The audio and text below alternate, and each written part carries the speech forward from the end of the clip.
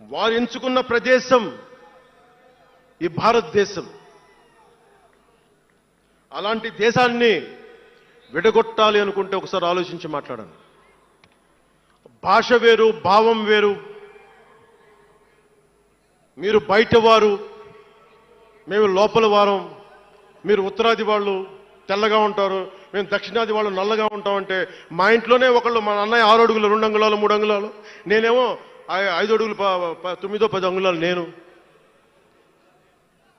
మా బంధువుల్లో అన్ని రకాల వాళ్ళు ఉంటాం. కొంతమంది నల్లగా ఉంటాం, కొంతమంది తెల్లగా ఉంటాం. ఏం చెప్తాం దీనికి?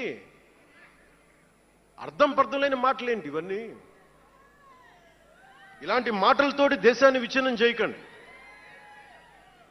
రాజకీయ వైరుధ్యాలు వేరు, ఆ వైరుధ్యాలు ఉండటం సహజం. వైరుధ్యాలు ఉన్నాయి అని నెపం మీద దేశాన్ని ముక్కలు చేయకండి.